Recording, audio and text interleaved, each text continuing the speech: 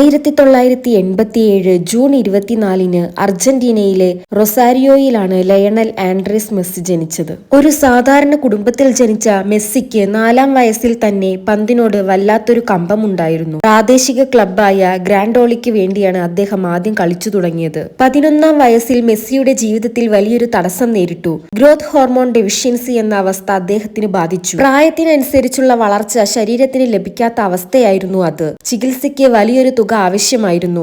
എന്നാൽ അത് താങ്ങാൻ മെസ്സിയുടെ കുടുംബത്തിനോ അന്നത്തെ അദ്ദേഹത്തിന്റെ ക്ലബ്ബായ ന്യൂവെൽസ് ഓൾഡ് ബോയ്സിനോ കഴിഞ്ഞില്ല. മെസ്സിയിലെ കഴിവുകൾ തിരിച്ചറിഞ്ഞ സ്പെയിനിലെ FC ബാഴ്സലോണ അദ്ദേഹത്തിന് കൈകൊടുത്തു. ചികിത്സാ ചിലവുകൾ ക്ലബ്ബ് ഏറ്റെടുക്കാമെന്ന് അവർ സമ്മതിച്ചു. അങ്ങനെ 13-ാം വയസ്സിൽ മെസ്സി സ്പെയിനിലേക്ക് കുടിയേറി. അന്ന് ബാഴ്സലോണയുടെ സ്പോർട്സ് ഡയറക്ടറായിരുന്ന കാർലസ് റെസാച്ച് ഒരു ടിഷ്യൂ പേപ്പറിൽ കരാർ ഒപ്പിട്ടാണ് മെസ്സിയെ ടീമിലെടുത്തത് എന്നത് ചരിത്രം. ബാഴ്സലോണയുടെ ലാ മാസിയ അക്കാദമിയിലൂടെ വളർന്ന മെസ്സി 2004-ൽ 17-ാം വയസ്സിൽ ക്ലബിന്റെ സീനിയർ ടീമിനായി അരങ്ങേറ്റം കുറിച്ചു. പിന്നീട് നടന്നത് ചരിത്രമാണ്. ബാഴ്സലോണയ്ക്കായി 10 ലാലിഗ കിരീടങ്ങളും 4 ചാമ്പ്യൻസ് ലീഗുകളും നേടി. റെക്കോർഡ് നേട്ടമായ 8 ബാലൻഡിയോർ പുരസ്കാരങ്ങൾ സ്വന്തമാക്കി. ലോകത്തെ ഏറ്റവും മികച്ച ഫ്രീ കിക്ക് ടേക്കറായും ഡ്രിബ്ലറായും അദ്ദേഹം മാറി. ക്ലബ് ഫുട്ബോളിൽ എല്ലാം നേടിയെങ്കിലും മെസ്സി തന്റെ രാജ്യത്തിനു വേണ്ടി ഒരു വലിയ കിരീടം നേടുന്നില്ല എന്ന വിമർശനം ഏറെക്കാലം കേട്ടിരുന്നു. പല ഫൈനലുകളിലും തോൽവി ഏറ്റുവാങ്ങേണ്ടി വന്നു.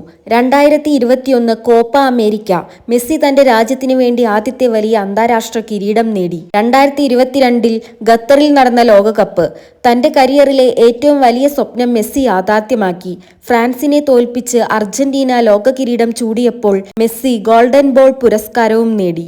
ഇന്ന് മെസ്സി അമേരിക്കൻ ക്ലബ്ബായ ഇന്റർ മയാമിക്ക് വേണ്ടിയാണ് കളിക്കുന്നത്. വൈകല്യങ്ങളെ അതിജീവിച്ച് ലോകത്തിന്റെ നെറുകയിലെത്തിയ മെസ്സിയുടെ കഥ ഏതൊരാൾക്കും വലിയൊരു പ്രചോദനമാണ്. ഈ വീഡിയോ ഇഷ്ടമായെങ്കിൽ ചാനൽ സബ്സ്ക്രൈബ് ചെയ്യുക.